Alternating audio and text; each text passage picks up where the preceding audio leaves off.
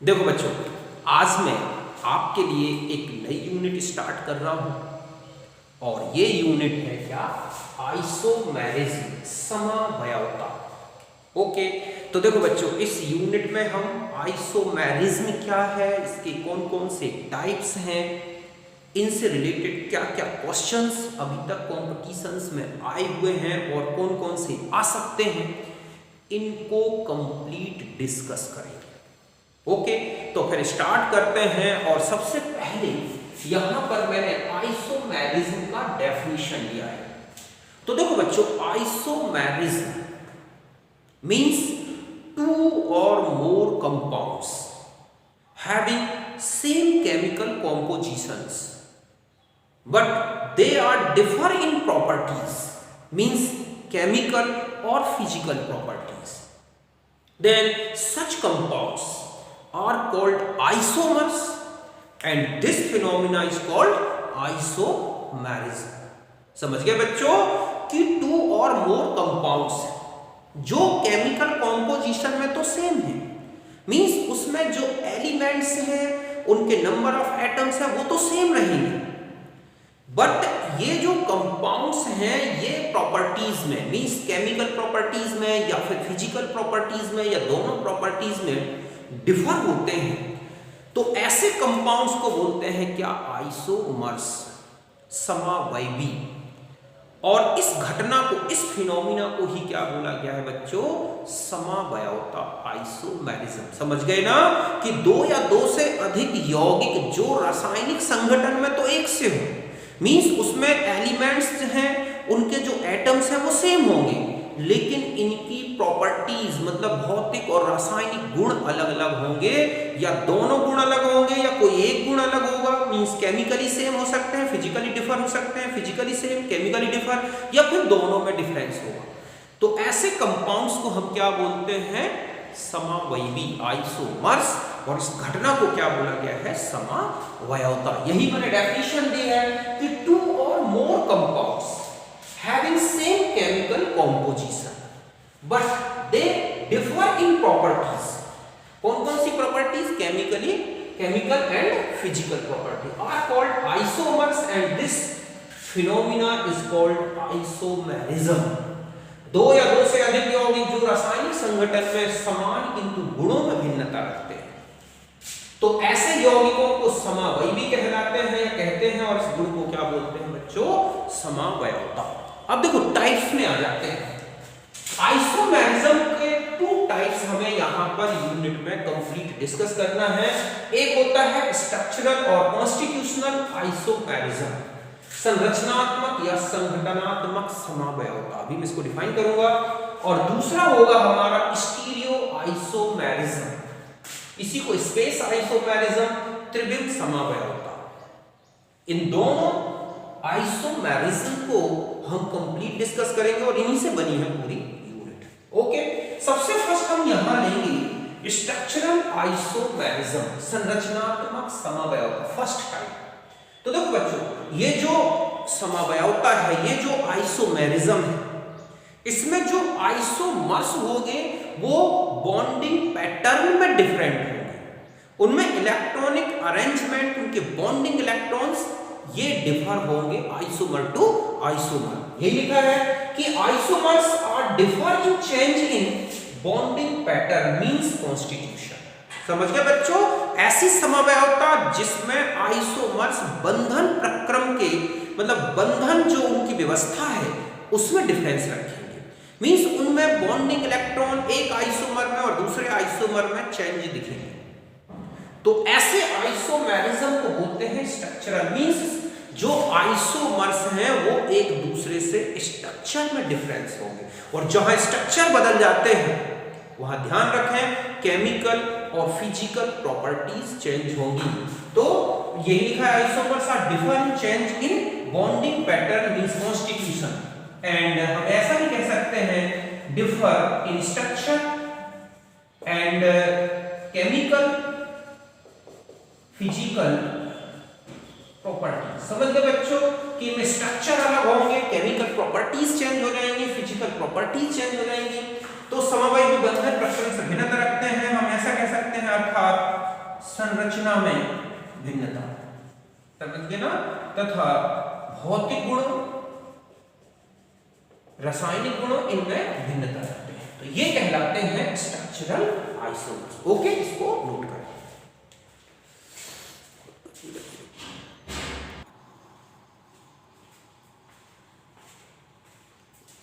अब देखो बच्चों, अब हम आ जाते हैं टाइप्स ऑफ स्ट्रक्चरल आइसोमेरिज्म। समझ गए बच्चों, संरचनात्मक समवयवता के प्रकार।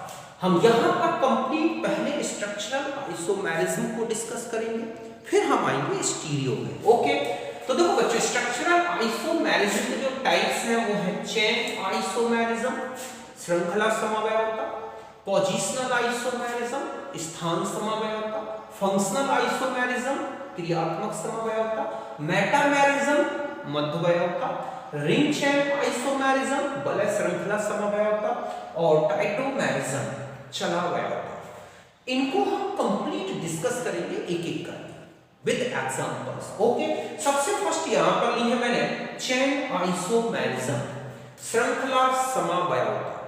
ओके, तो देखो बच्चों, ये जो आइसोमेरिज्म होगी, इस आइसोमेरिज्म में जो आइसोमर्स होंगे उनमें जो मेन कार्बन चेन है उसमें नंबर ऑफ कार्बन एटम्स क्या होंगे, बदलते हैं। Means isomers are differ in number of carbon atoms in main carbon chain, या फिर मेन कार्बन चेन से जो साइड चेन्स जुड़ी होती हैं उन साइड चेन्स में भी अगर कार्बन चेंज होते हैं और जो मेन चेन है उसमें कार्बन चेंज नहीं होंगे तो भी वो किसके अंतर्गत आएगा, किससे रिलेटेड होगा, चेन आइसोमेरिज्म। फिर से सुने, एक ऐसा आइसोमेरिज्म जिसमें आइसोमर्स या तो मेन कार्बन चेन जो होगी उसमें नंबर ऑफ कार्बन एटम्स के बेस पर डिफर होंगे, या मेन कार्बन चेन तो सेम होगी, जो साइड चेन जुड़ी होंगी अगर उनमें भी number of carbon atoms change होते हैं तो वो भी किस कैटेगरी में आएंगे, चेन आइसोमेरिज्म। समझ गए बच्चों कि एक ऐसी समवयवता जिसमें समावयवी मुख्य श्रृंखला जो कार्बन की होगी, जिसे हम रूट वर्ड के बेस पर देखते हैं। जब हम आईयूपीएसी नेम लेते हैं तो जो रूट वर्ड होता है, जो शब्द मूल होता है, वो बदलता है आइसोमर्स में। मींस कार्बन चेन जो मुख्य कार्बन श्रृंखला है उसमें कार्बन चेंज हो रहे हैं तो वो क्या कहलाएंगे, चेन आइसोमर्स। या फिर अगर चेन नहीं बदल रही मेन कार्बन चेन से साइड चेन में भी कोई चेंज आता है तो वो भी क्या होगा, श्रृंखला समवयवता। तो ध्यान रखें कि चेन आइसोमेरिज्म में मेन चेन का रूट वर्ड बदलता है जब आप उसका आईयूपीएसी नेम, मींस अगर आप दो आइसोमर या कंपाउंड्स दे रखे हैं और आपने उनके आईयूपीएसी नेम लिखे और ऐसे में रूट वर्ड चेंज हो रहा है तो वो ध्यान रखें चेन आइसोमर्स में आएगा। ऐसे बेस पर आप बहुत इजी गोइंग पहचान सकते हैं चेन आइसोमर्स। ओके, तो यही लिखा है मैंने कि those isomers which are differ in carbon atoms in either main carbon chain और साइड चेन। समझ गए बच्चों, वह समवयवता जिसमें समावयवी मुख्य कार्बन श्रृंखला में कार्बन के आधार पर या पार्श्व श्रृंखला में कार्बन के आधार पर भिन्न होंगे। और ये बिल्कुल सिंपल सा है पहचानने का। अगर आपको दो आइसोमर्स दे रखे हैं और उनमें फंक्शनल ग्रुप सेम है बट उनका रूट वर्ड चेंज हो रहा है तो वो चेन आइसोमर होंगे। अब हम कुछ कैरेक्टरिस्टिक्स पहले लेंगे चेन आइसोमर्स को पहचानने का और फिर हम एग्जाम्पल से डिस्कस करेंगे। ओके, तो पहले आपसे नोट करें।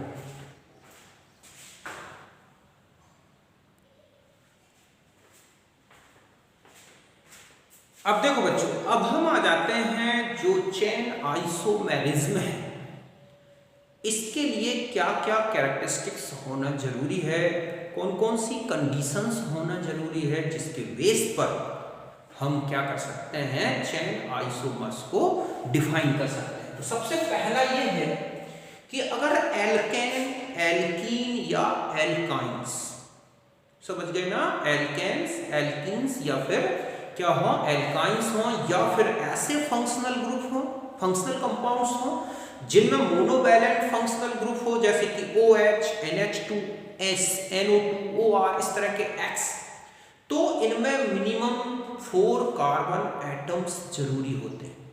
समझ गए ना, कितने, 4 कार्बन एटम्स जरूरी होते हैं, चाहे वो फिर साइक्लोएल्केन भी क्यों ना हो।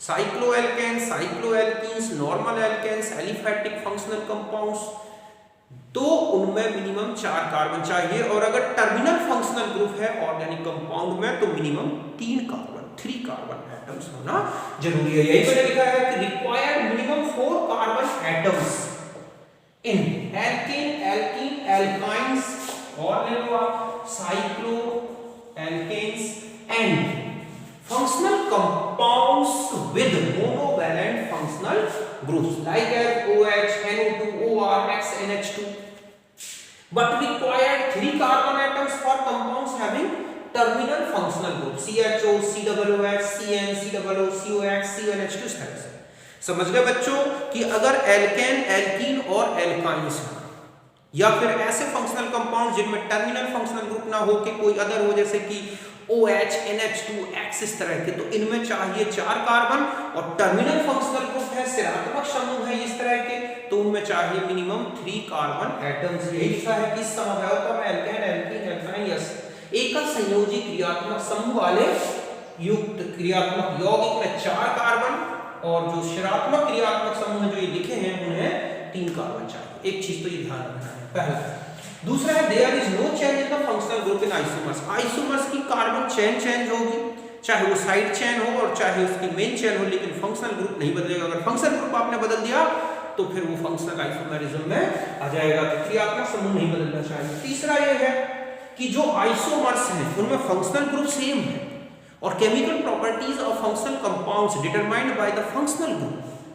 Therefore, these isomers are similar in chemical properties but differ in physical properties because physical properties are depends upon number of carbon atoms in hydrocarbon chain। तो इनके जो भौतिक गुण हैं वो तो अलग होंगे, लेकिन रासायनिक गुणों में ये समानता होती है। क्यों?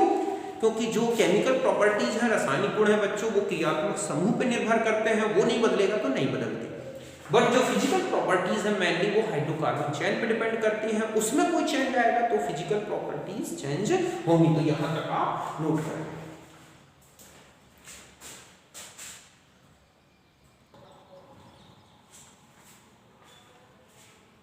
अब देखो बच्चों, अब हम यहां आ जाते हैं कुछ एग्जांपल्स में। एक पॉइंट और बच गया था कि टर्मिनल फंक्शनल ग्रुप, समझिए ना, जो टर्मिनल फंक्शनल ग्रुप है, ठीक है, compounds always show chain isomerism not positional in same compound. अगर सेम कंपाउंड है तो ध्यान रखें कि उसमें टर्मिनल फंक्शनल ग्रुप की अगर आप पोजीशन चेंज करोगे तो वो एक पोजिशनल आइसोमर नहीं होगा, वो क्या होगा? हमेशा चेन आइसोमर। चेन आइसोमेरिज्म और positional not possible in same compound. समझ गए ना? तो यहां पर ये ध्यान रखना है बच्चों कि जो ऋणात्मक समूह युक्त यौगिक हमेशा श्रृंखला समवायता दर्शाते हैं, ना कि स्थान समवायता एक ही समावयी है, ये ध्यान रखना। ओके, अब हम कुछ एग्जांपल्स लेते हैं। देखो बच्चों, जैसे हमने ब्यूटेन, मैंने आपसे बताया था मिनिमम 4 कार्बन तो चाहिए एल्केन्स में, तो ब्यूटेन में आप देख रहे हैं कि 1 2 3 4 4 कार्बन, फिर 3 कार्बन की मेन चेन। ओके, तो ये देख रहे हैं आप इसके कितने आइसोमर्स हो गए? 2। अब 3 में से और चेंज तो नहीं कर सकते। पेंटेन में चले जाओ तो एक 5 कार्बन की, एक 4 कार्बन की और एक 3 कार्बन की। इसके अलावा अगर आप इसको कहीं भी चेंज करोगे, सी को उठा के यहाँ या यहाँ, तो वो फिर क्या बन जाएगा? पोजिशनल। तो 3 होगा। ऐसे ही हेक्सेन के 5, हेप्टेन के 9, ऑक्टेन के 18, नोनेन के 35, डिकेन के 75। ये सब पॉसिबल तो नहीं बना पाना क्योंकि बहुत ज्यादा हो गया। आप हेक्सेन के बना के देखना, हेप्टेन के आपसे बन जाएंगे। ओके, और भी देखो एग्जांपल्स बताता हूँ टर्मिनल फंक्शनल ग्रुप्स में, कि अगर आप उनको अगर कंपाउंड्स दिए गए हैं आपको टर्मिनल फंक्शनल ग्रुप वाले, और उनमें आपसे पूछ लिया गया कि कौन सा आइसोमेरिज्म है, तो ध्यान रखें चेन आइसोमेरिज्म। क्यों? क्योंकि जो टर्मिनल फंक्शनल ग्रुप होता है, मींस जो कार्बन से स्टार्ट होता है फंक्शनल ग्रुप, उस फंक्शनल ग्रुप के कार्बन को ही नंबर 1 देते हैं। जैसे देखो लिखा है CH3 CH2 CH2 CHO। Okay, 1 2 3 4 कितने कार्बन है यहाँ पर? मेन चेन में 4। हम उसको ऐसा लिखते हैं CH और यहाँ पर CHO और CH3, तो ध्यान रखें 1 2 3, तो अब कितने हो गए? 3। तो ये दोनों क्या है? आप यहाँ पर इनको क्या लिखेंगे? Chain isomers. जस्ट ऐसा ही लिखा है CH3 CH2 CH2 COOH 1 2 3 4 and 5 कितने कार्बन है 5 कार्बन। अब मैं इसको ऐसा लिख दूं कि CH3 CH2 COOH and CH3 या ऐसा लिखा है CH3 1 2 3 4 ऐसे ही देखें तो यहां हो जाएगा 1 2 3 एंड 4। यहां पर कितने कार्बन की मेन चेन हो गई है बच्चों 4 की। तो ध्यान रखें कि जो फंक्शनल ग्रुप कार्बन से स्टार्ट होता है अगर उसे मेन कार्बन चेन में दिखाया गया है और उसकी पोजीशन चेन दिख रही तो आप ध्यान रखें वो पोजीशनल नहीं होंगे, वो हमेशा क्या होंगे चेन आइसोमर्स। ऐसा क्यों? क्योंकि जो टर्मिनल फंक्शनल कंपाउंड्स होते हैं जो कार्बन से स्टार्ट होता है फंक्शनल ग्रुप वो कहीं पर भी कार्बन चेन में आ जाए उसी से नंबर 1 स्टार्ट हो जाता है। तो यहां तक बात समझ गए ना। और देखो यहां पर आ जाए सपोज हमारे पास ऐसा लिखा है CH2 CHO CH2 CH2 CHO okay. और दूसरा मैं ऐसा लिख दूं CHO CH2 CH CHO और CH3। अब आप यहां काउंट करें 1 2 3 4 एंड 5 1 2 3 4 एंड 5। तो ये क्या है आइडेंटिकल है। समझ गए बच्चों। इसमें आप देख रहे हैं कि इनमें कार्बन चेन बिल्कुल सेम 1 2 3 4 5 1 2 3 4 5 बट मैं इसको ऐसा लिखूं CH2 CHO CHO okay CH2 and CH3। तो यहां से 1 2 3 एंड 4 ये 4 कार्बन जबकि यहां पर कितने थे 5 कार्बन। तो ये और ये क्या होंगे बच्चों चेन आइसोमर्स। तो अभी मैंने केवल मेजर कार्बन चेन में चेंज के बेस पर आपको चेन आइसोमर्स बताया। साइड चेन भी अगर चेंज होती है कंपाउंड में तो भी वो कंपाउंड चेन आइसोमर्स की कैटेगरी में आएगा। जैसे देखो ये लिखा है इस तरह से एक कंपाउंड हम इसको ऐसा बना दें फिर 4 कार्बन का बना दें ओके। एक यहां लगा दें एक यहां, ये 4 कार्बन का ही है और ऐसा लगा दें फिर 3 कार्बन का बना दें तीनों में एक एक कार्बन लगा दें 3 का ले एक का 2 और एक का 1 और ऐसा बना दें। तो ये सब क्या है बच्चों चेन आइसोमर। देखो इनमें सब में मेजर इन दो में मेन चेन जो है मेन चेन सेम है बट ये जो साइड चेन है साइड चेन समझ गए ना ये डिफर है। अब आप देखो यहां पर आ जाए इन तीनों में मेन चेन सेम है बट ये साइड चेन जो है डिफर है। समझ गए ना। तो ये भी एक क्या है आपके चेन आइसोमर्स। समझ गए बच्चों। इस तरह से जैसे और भी देखो आप जैसे ये है यहां पर 1 2 3 4 वैसा लिख दो फिर दूसरा यू बना दो ये हो गया 1 2 3 4 1 2 3 4 या हम इसको ऐसा लेंगे ऐसे। तो यहां पर 1 2 3 4 1 2 मतलब यहां से साइड चेन देखें 1 2 3 तो ये दोनों क्या है चेन आइसोमर। यहां पर मेन चेन सेम है बट डिफर साइड चेन। समझ गए ना।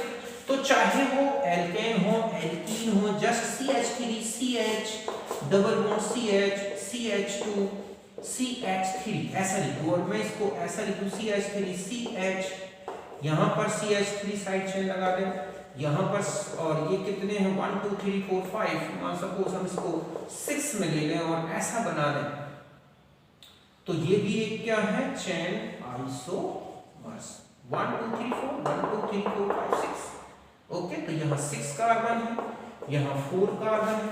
तो इस तरह से आप इनके अगर IUPAC नेम लिखते हैं तो उनके मेन वर्ड रूट में कोई चेंज आ जाए या उसके सब्स्टिट्यूएंट में नेम में कोई चेंज आ जाए तो ध्यान रखें वो क्या होंगे चेन आइसोमर्स।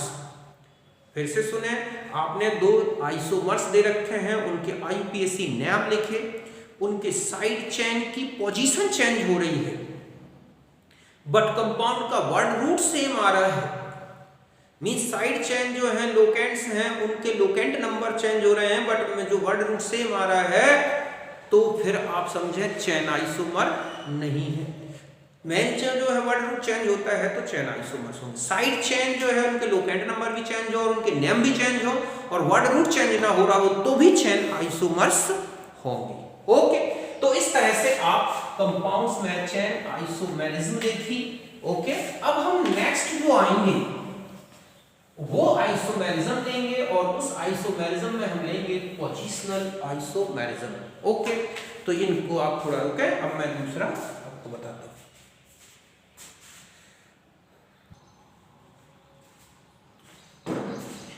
अब देखो बच्चों, अब हम आ जाते हैं नेक्स्ट आइसोमेरिज्म में और ये है पोजिशनल आइसोमेरिज्म, स्थान समवयवता। तो देखो क्या होता है ये पोजिशनल आइसोमेरिज्म। इसमें आप देखोगे जो आइसोमर्स होंगे उनमें जो मेन कार्बन चेन है जिसको हम की रूट वर्ड बोलते हैं वो चेंज नहीं होगा। दूसरा जो साइड चेन होगी एल्काइल ग्रुप के फॉर्म में उसमें number of carbon atoms change नहीं होंगे।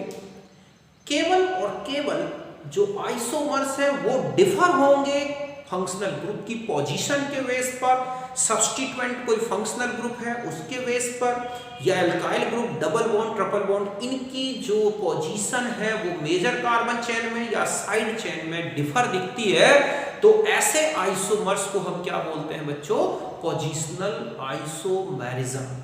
यही डेफिनेशन दी है कि isomerism in which isomers are differ in position of functional groups, कोई भी फंक्शनल ग्रुप हो सकता है, substituents, double bond triple bond, side chain, in main carbon chain और साइड चेन। बट ठीक है, number of carbon atoms not change in main carbon chain और side chain. ये ध्यान रखना है कि मेजर कार्बन चेन में कार्बन चेन नहीं होनी चाहिए, साइड में नहीं, केवल डबल बॉन्ड की, ट्रिपल बॉन्ड की, अल्काइल ग्रुप की, कोई फंक्शनल ग्रुप की, इनकी पोजीशन अगर आपको चेंज दिखती है तो वो पोजिशनल आइसोमेरिज्म होगी। ध्यान रखें कि नंबर ऑफ पोजिशनल आइसोमर्स कितने होंगे, equals to the number of equivalent hydrogen groups. जितने इक्विवेलेंट हाइड्रोजन ग्रुप्स होंगे, अभी मैं आपको एग्जांपल से समझाऊंगा, उतने ही क्या पॉसिबल है बच्चों, नंबर ऑफ पोजिशनल आइसोमर्स। वह समवयवता जिसमें मुख्य या पार्श्व श्रृंखला में समवयवी समान हो, समवयवियों में समान होगी किंतु क्रियात्मक समूह, पार्श्व श्रृंखला, double bond, triple bond, alkyl समूह, प्रतिस्थापी आदि की स्थिति बदलती है, स्थान समवयवता कहलाती है। ध्यान रखना है स्थान समवयवियों की संख्या तुल्य हाइड्रोजन समूहों की संख्या के बराबर होगी। ओके, तो यहां तक नोट करें।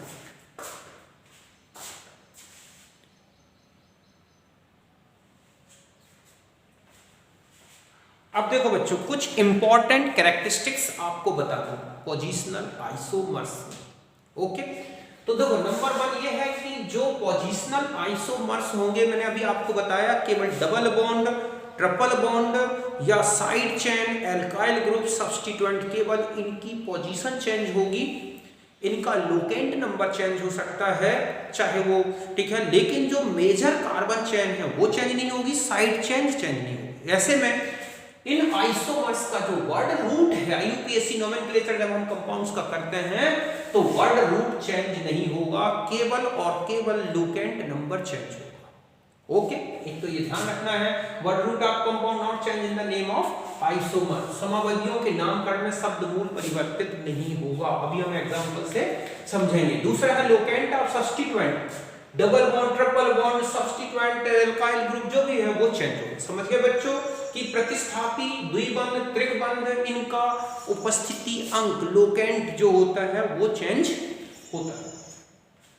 टर्मिनल ग्रुप्स वाले जो कंपाउंड्स हैं, समझ गए ना, जो मैंने अभी आपको बताए हैं, जो कार्बन से स्टार्ट होते हैं, उनमें कभी भी पोजिशनल आइसोमेरिज्म नहीं होती। मैंने आपको बताया है कि टर्मिनल फंक्शनल ग्रुप के कार्बन को ही हमेशा नंबर 1 देके और फिर हम उनको क्या करते हैं, और ये कंडीशन बता दूं तब जब या तो एक फंक्शनल टर्मिनल हो या 2, 3, 4, 5 हो तब तो हो सकती है। क्यों? क्योंकि फिर उनके कार्बन काउंट नहीं होते। तो ये ध्यान रखना है कि टर्मिनल फंक्शनल ग्रुप जब 1 हो या 2 तो उनमें, मतलब यहां पर टर्मिनल फंक्शनल ग्रुप 1 और 2 अगर ऐसा है तो नॉट सो पोजिशनल आइसोमेरिज्म, क्योंकि इनके कार्बन को 1 नंबर देते हैं और एंड भी अगर 2 हैं तो उसके दूसरे फंक्शनल ग्रुप के कार्बन में एंड करते हैं। फिर है required minimum 3 carbon atoms for this isomerism. आपको इस समवयवता, इस आइसोमेरिज्म को दिखाना है तो मिनिमम 3 कार्बन तो जरूरी होंगे। Isomers are similar in chemical property. जितने आइसोमर्स में फंक्शनल ग्रुप की पोजीशन केवल चेंज होगी तो उनकी फिजिकल प्रॉपर्टीज चेंज हो सकती हैं, केमिकल नहीं होगी। Mono substituted aromatic compounds, alicyclic compound जो होते हैं बच्चों, नॉट सो पोजिशनल आइसोमेरिज्म। समझ गए ना? जैसे बेंजीन में एक कोई फंक्शनल ग्रुप जोड़ दो या एल्काइल ग्रुप जोड़ दो तो उसको कहीं पर भी लगा दो पूरी बेंजीन रिंग में, वो एक ही कंपाउंड कहलाएगा, वो पोजिशनल नहीं हो सकता।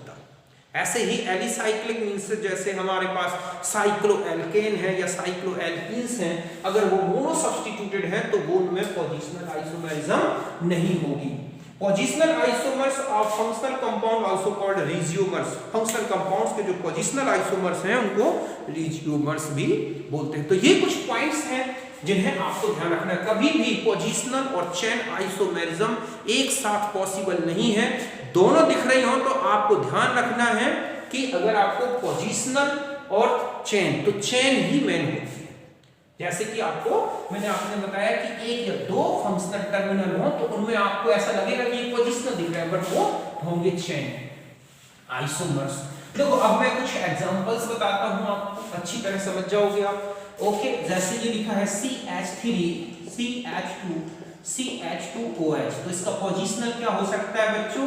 यहाँ OH CH3। तो देखो यहाँ पर अगर आप इसका वर्ड रूट देखें, समझ गए ना, आप इसका वर्ड रूट देखें तो क्या होगा? 1 2 3, तो यहाँ पर भी प्रोप आएगा, तो यहाँ पर भी क्या होगा? प्रॉप होगा। ओके, तो ये एक दूसरे के क्या है? पोजिशनल। एक दूसरा ये है कि अगर मैं ये कहूं कि ये बेंजीन में X यहाँ एक क्लोराइड है और एक क्लोराइड ये है, दूसरा यहाँ क्लोराइड और यहाँ हो सकता है, तीसरा यहाँ क्लोराइड और ये है, तो ये सब क्या है? पोजिशनल।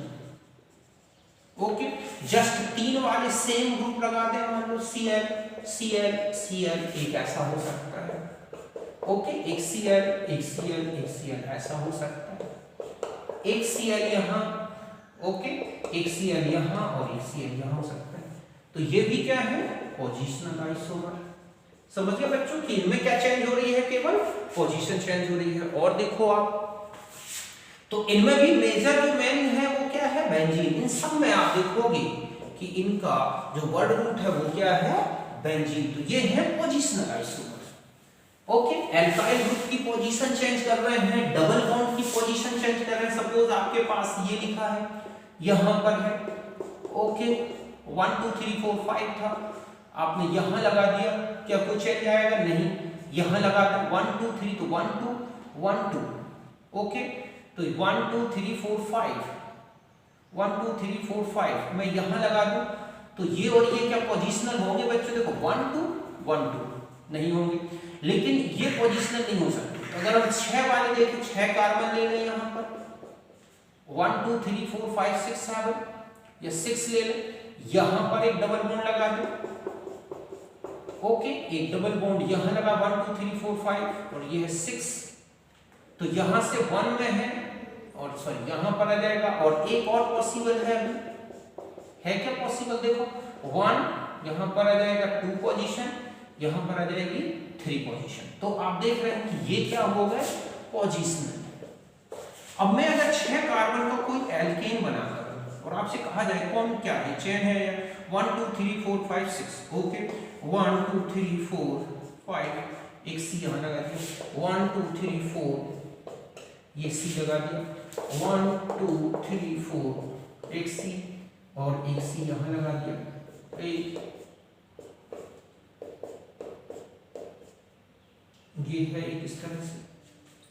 तो अगर आपसे कहा जाए कि कौन कौन से चेन और कौन से पोजीशनल, तो देखो 1 2 एंड 3 आप देख रहे हैं, 5 कार्बन 4 कार्बन, नहीं सॉरी यहां पर है 1 2 3 4 5 6 कार्बन, 1 2 3 4 5 5 कार्बन, 1 2 3 4 4 कार्बन। तो ये क्या है?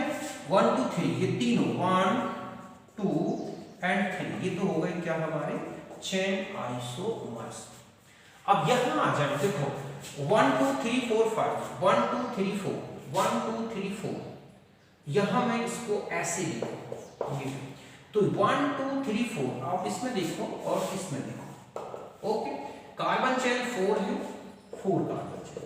पोजीशन देखो आप 1 2, तो इसका वर्ड रूट और इसका वर्ड रूट आप निकाल के देख लो, ब्यूटेन ब्यूटेन। यहां पर ये इनकी पोजीशन चेंज हो रही है, समझ गए ना। इनमें क्या दिख रहा है, position change in alkyl group, तो ये और ऐसे ही यहां 1 2 3 4 5 और यहां पर देखो 1 2 3 4 5, इसमें कहां पर है 1 2 3 पोजीशन में 1 2 3, तो इसको हटा। ये दोनों क्या है बच्चों, अगर मैं कहूं ये क्या है इन दोनों में, तो आप इसको क्या बोलेंगे, पोजीशनल आइसोमर्स। इस तरह से आपको ध्यान रखना है कितने भी कंपाउंड्स दे रखे हो उनमें अगर पोजीशन आपको चेंज दिखती है, एल्काइल ग्रुप की वर्ड रूट चेंज नहीं हो रहा है या साइड चेंज का चेंज जो है उसका जो नेम चेंज नहीं हो रहा है, तो वो भी एक पोजीशनल हुआ। देखो जैसे यहां लिखा है CH2 CH2 CH2, या मैं इसको ऐसे ले लूं और यहां OH लगा दूं, यहां पर CH2 CHOH यहां लगा दूं और यहां पर CH2 CH3 सॉरी यहां पर OH लगा दूं, तो 1 2 और 3 ये सब क्या है बच्चों, पोजीशनल आइसोमर। क्यों, क्योंकि ना तो इसकी में साइड चेंज हो रही है, ना ये मेन चेंज हो रही है, तो ये सब क्या है, पोजीशनल आइसोमर्स। ओके, और देखो आप पोजीशनल आइसोमर्स में अगर मैं ये कहूं कि ये लिखा है CH3 CH2 CH2 CH2 CHO CH3 CH2 CHO CH3, okay, तो ये 1 2 3 4 5 1 और यहां से लेना 1 2 3 4, तो ये क्या है, चेन आइसोमर्स। क्या है बच्चों, chain isomers. Terminal functional group में मैंने आपको बताया कि इनकी पोजीशन भले चेंज दिख रही है, तो आपको ध्यान रखना है कि chain isomers preferred than positional, समझ गए ना। इन टर्मिनल फंक्शनल ग्रुप आपको टर्मिनल फंक्शनल ग्रुप में हमेशा चेन आइसोमरिज्म देखना है जब ये एक या दो हो। अब मान लो लिखा है CH2 CHO CHO CH2 यहां पर CHO और ये है CH3 और मैंने लिख दिया CH3 यहां पर CHO, okay, CHO CH2 CH2 CHO। तो ध्यान रखें इसमें भी कार्बन चेन सेम है, इसमें भी कार्बन चेन सेम, बट इनकी पोजीशन, तो ये दोनों क्या होंगे बच्चों, पोजीशनल आइसोमर्स। तो टर्मिनल फंक्शनल ग्रुप जब 3 या इससे ज्यादा हो और वो भी एलिफैटिक कार्बन हाइड्रोकार्बन चेन में, तो वो पोजीशनल हो जाते हैं। किसमें ध्यान रखना है कि अगर ये टर्मिनल है, ये फंक्शनल ग्रुप, ठीक है, are more than 2, then they show, then compound show positional isomerism in aliphatic। Okay, अगर आप एरोमेटिक की बात करें, ठीक है, कि aromatic compounds, then terminal functional compounds so positional isomerism. केवल ये ध्यान रखें कि टर्मिनल फंक्शनल ग्रुप अगर वो एलिफैटिक या हाइड्रोकार्बन चेन में दिख रहे हैं, एलिफैटिक हाइड्रोकार्बन चेन में, तो 1 या 2 हो तब तो उनमें कभी भी पोजीशनल नहीं होगी, चेन होगी। 3 है या इससे ज्यादा है और एलिफैटिक कार्बन चेन है, तो उनमें पोजीशनल पॉसिबल है। एरोमेटिक कंपाउंड्स की बात करें बच्चों, तो एरोमेटिक में चाहे 1 2 हो या 3 हो, वो पोजीशनल हो सकते हैं। जैसे यहां लिखा है CHO CHO और मैंने इसको लिख दिया CHO CHO और लिख दिया यहां पर CHO CHO, तो 1 2 3, तो ये सब क्या है, पोजीशनल। तो ध्यान रखना है कि एरोमेटिक कंपाउंड में टर्मिनल फंक्शनल ग्रुप अगर हैं 2 मोर या 1 2 और मोर और उनकी पोजीशन चेंज हो रही है पूरी कार्बन चेन में, तो एरोमेटिक में भी हो सकता है और एलिसाइक्लिक में। समझ गए ना। बस एलिफैटिक में ध्यान रखना है कि 1 या 2 हो तो नहीं होगी, पोजिशनल चेन होगी, 3 और इससे ज्यादा है तो पोजिशनल हो सकती है। एलिसाइक्लिक एरोमेटिक कंपाउंड है और उनमें ये टर्मिनल फंक्शनल ग्रुप 2 और मोर है तो भी पोजिशनल आइसोमेरिज्म पॉसिबल है। हम ये कहें कि हमारे पास ये है CHO, हम इसको ऐसा लिखते हैं CHO, तो ये भी एक क्या होंगे बच्चों, पोजिशनल आइसोमर्स। तो ध्यान से सुन लें, पोजिशनल आइसोमर्स में अभी आपको बता दिया मैंने कि पोजीशन चेंज होगी। अगर terminal functional group aliphatic carbon chain में जुड़े हैं 2 या 1 है तब उनमें पोजिशनल नहीं हो सकती, वो चेन होगी। 3 या इससे ज्यादा जुड़े हैं तो पोजिशनल भी हो सकती है। एलिफैटिक एलिसाइक्लिक एरोमेटिक में 2 अगर सेम टर्मिनल फंक्शनल ग्रुप है तो भी पोजिशनल हो सकती है, डिफरेंट है तो भी पोजिशनल हो सकती है। मतलब हम ये कहें कि ये हमारे पास चेन है, ये है OH, ये है CHO और ये है हमारे पास यहाँ पर CHO और हमने इसको ऐसा लिख दिया OH CHO, तो ये भी एक क्या है बच्चों, पोजिशनल आइसोमर। अब मैंने आपको बताया कि मोनो सब्स्टिट्यूटेड, जैसे यहाँ लिखा है OH या यहाँ पर लगा दे OH तो नॉट पोजिशनल, ठीक है। चाहे वो एलिसाइक्लिक में हो और चाहे एरोमेटिक में हो, ऐसे ले ले तो भी ये नॉट पॉसिबल, नॉट, ठीक है, पोजिशनल आइसोमर पॉसिबल। एक चीज आपको मैंने और बताई थी कि जितने इक्विवेलेंट हाइड्रोजन होते हैं उतने ही पोजिशनल आइसोमर्स आप बता सकते हैं किसी कंपाउंड के। ओके, जैसे ये लिखा है CH3 CH2 CH2 CH2 CH3, okay, CH3 CH3 CH2 CH3 CH3 CH3 CH3 CH3। अब देखो बच्चों, इसमें 1 और 1 ये एक इक्विवेलेंट सेट है, ओके, ये और ये इक्विवेलेंट सेट है, equivalent set of hydrogen, okay, set of hydrogen और अपने आप में एक ये सेट है इक्विवेलेंट।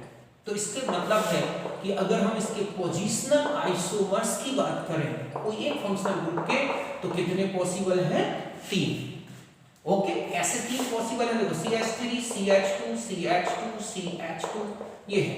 तो आप यहाँ पर एक Cl ऐड कर सकते हैं, चाहे यहाँ पर ये और ये एक से होंगे, यहाँ पर या यहाँ पर ये एक से होंगे या यहाँ पर, कुल मिला के 3 पोजिशनल आइसोमर्स पॉसिबल है, ओके। चाहे यहाँ लगा दें, मतलब चाहे यहाँ लगा दें, चाहे यहाँ लगा दें, यहाँ लगा दें, एक ही।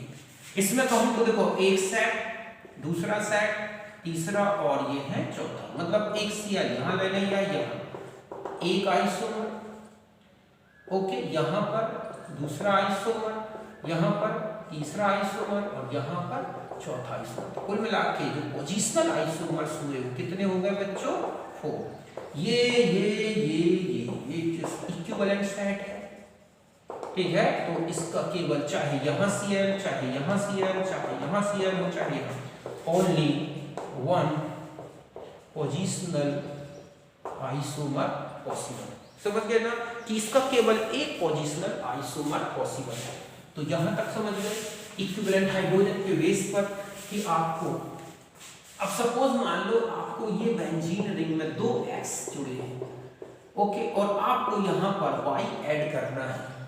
तो देखो कितने पॉसिबल हैं इसके आइसोमर्स, X, ओके, यहां Y ऐड कर दो और देखो यहां X, यहाँ y ऐड कर सकते हैं और एक और देखो आप यहाँ x और यहाँ y ऐड कर सकते हैं। तो अगर आप इसको कंपेयर करें और इसको, तो देखो यहाँ और यहाँ 2 कण, एक की गैप होके y आ रहा है, एक का गैप होके, तो ये पॉसिबल नहीं है, ये इसका आइसोमर नहीं। तो 1 2 3 एक ये पॉसिबल हो गए, 2 आइसोमर इसके पॉसिबल हो गए कि y को यहाँ रख दो या यहाँ। अगर y को उठा के मैं यहाँ रखता हूँ तो भी वही होगा। दूसरा, अगर मैं यहाँ कहूँ कि ये x है और ये x है और इसमें y ऐड करोगे तो कितने आइसोमर पोजिशनल पॉसिबल है। तो आप x की पोजीशन चेंज मत करो, एक बार y को यहाँ रख दो, ठीक है, यहाँ x और x जैसा का तैसा यहाँ रख दो, और कोई पोजीशन पॉसिबल है, ठीक है, कि आपने दोनों के बीच में रख दिया, ठीक ऐसा, और ये x है और ये x है और यहाँ y कर दिया। तो क्या इनमें कोई डिफरेंस आ रहा है? बिल्कुल। तो ये 3 आइसोमर पॉसिबल है। और मैं अगर यहाँ कहूँ कि यहाँ x और यहाँ x है और y ऐड करें तो केवल एक ही आइसोमर पॉसिबल है, y है। चाहे यहाँ रखो यहाँ एक ही आइसोमर। तो आप देख रहे हैं कि दो ऑर्थो पोजीशन में हम दो ग्रुप बेंजीन रिंग में तीसरा ऐड करें तो ऑर्थो डाई सब्स्टिट्यूएंट से 2 मिलेंगे, मेटा से 3 मिलेंगे और पैरा से 1। इस बेस पर डाई सब्स्टिट्यूटेड बेंजीन में जो एल्काइल ग्रुप्स हैं या सब्स्टिट्यूएंट हैं उनकी पोजीशन का डिटरमिनेशन किया जाता है डाई को ट्राई में बदल के। अगर 2 आइसोमर्स बन रहे हैं तो वो ऑर्थो में होंगे, 2 सेम फंक्शनल ग्रुप। 3 बन रहे हैं तो 2 फंक्शनल ग्रुप मेटा पोजीशन में, और एक ही बन रहा है तो पैरा। इसको बोलते हैं ओरिएंटेशन। ओके, अभिविन्यास निर्धारण किस तरह से, कॉर्नर की मेथड है ये, कॉर्नर ओरिएंटेशन मेथड, ठीक है। तो इस तरह से पोजीशनल आइसोमर्स आप अच्छी तरह समझ गए होंगे। ध्यान रखना है कि टर्मिनल फंक्शनल ग्रुप के बेस पर मैंने आपको बता दिया, साइड चेन के बेस पर, डबल बॉन्ड के बेस पर, और साइड चेन में जो पोजीशन है उसके बेस पर, कि ये पोजीशनल आइसोमर्स होते हैं। तो यहाँ तक आप अच्छी तरह समझ गए होंगे, इसे नोट कर लें। थोड़ा रुक के हम एक और आइसोमरिज्म देखते हैं। तो आज के लिए बच्चों इतना ही। अब हम नेक्स्ट वीडियो में लेंगे नेक्स्ट आइसोमेरिज्म, जो कि एक फंक्शनल रिंग चेन और टाइपोमेरिज्म। ओके, तो मिलते हैं नेक्स्ट वीडियो में। तब तक के लिए आपके लिए bye bye, thank you. Okay, thank you for watching.